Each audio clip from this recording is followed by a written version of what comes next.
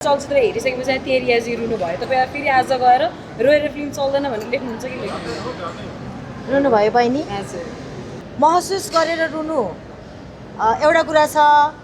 Film चलाउनको लागि चाहिँ अथवा त्यो अटेन्सनको लागि धरधरी रुनु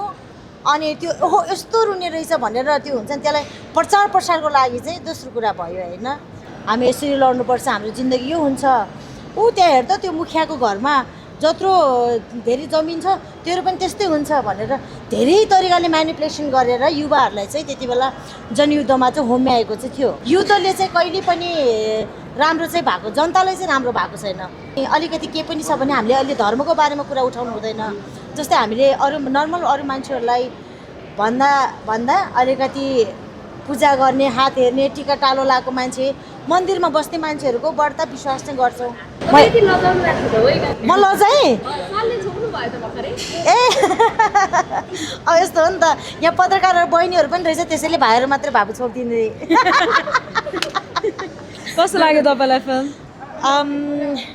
हामी त त्यही ठाउँको मान्छे होइन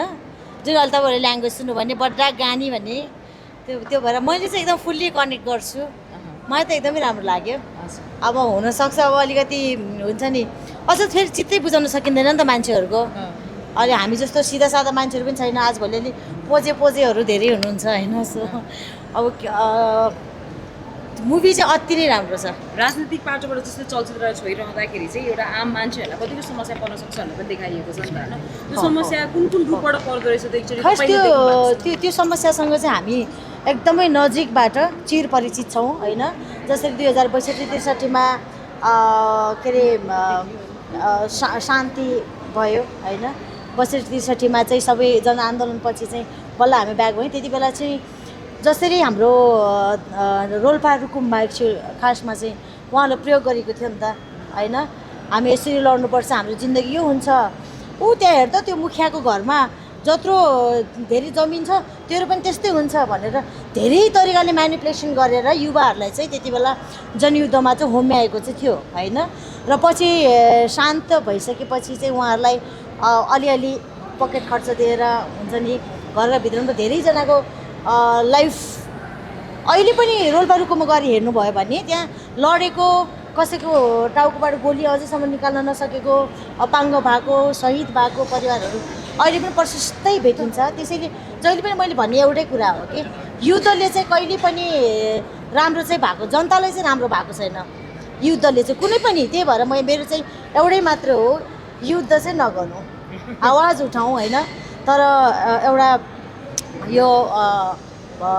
हिंसात्मक आन्दोलनबाट चाहिँ अलिकति युवाहरूलाई चाहिँ हिंसात्मक आन्दोलनले चाहिँ कहिले पनि परिवर्तन हुँदैन र त्यो परिवर्तनले चाहिँ देशलाई अथवा देशको नागरिकलाई क्षति हुन्छ नि हुन्छ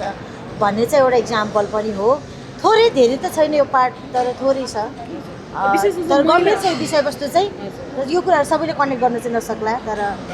हजुर भोगेकाहरूले म सक्छु हजुर महिला पाटोबाट पनि सुनौँ न जस्तै चलचित्रले एक हिसाबले महिलाको पीडालाई पनि अलिकति जाहेर गरेको छ त्यो समयमा अब पुरुषहरू सबैजना आफ्नो ठाउँमा लागिरहँदाखेरि महिलाको अवस्था कस्तो थियो भन्ने कुरा सुनौँ न अलिकति त्यो चाहिँ अलिकति ग्ल्यामर पार्ट पनि भयो अलिकति डिप पनि छ अनि अलिकति के पनि छ भने हामीले अहिले धर्मको बारेमा कुरा उठाउनु हुँदैन जस्तै हामीले अरू नर्मल अरू मान्छेहरूलाई भन्दा अलिकति पूजा गर्ने हात हेर्ने टिका टालो लगाएको मान्छे मन्दिरमा बस्ने मान्छेहरूको बढ्ता विश्वास चाहिँ गर्छौँ अब यसलाई अन्धविश्वास भनौँ या त विश्वास भनौँ आस्थाको कुरा हो होइन म मुभीमा चाहिँ अलिकति अन्धविश्वास पनि देखियो जस्तै अब हुन्छ नि अब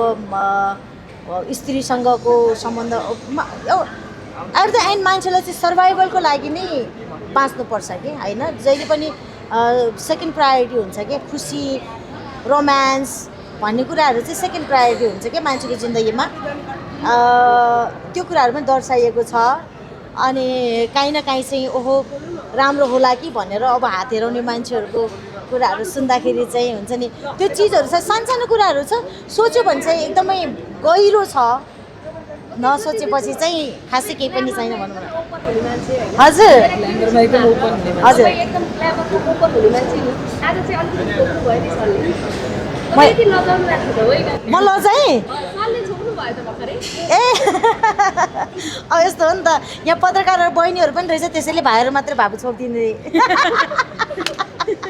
हजुर विशेष अब तपाईँ चलचित्रको विषयमा आफै पनि फेसबुकमा स्टेटसहरू पनि लेखिरहनु भएको हुन्छ होइन हजुर। खासै चलचित्र हेरिसकेपछि तेरी आजी रुनु भयो तपाईँ फेरि आज गएर रोएर फिल्म चल्दैन भनेर लेख्नुहुन्छ कि लेख्नुहुन्छ रुनुभयो बहिनी हजुर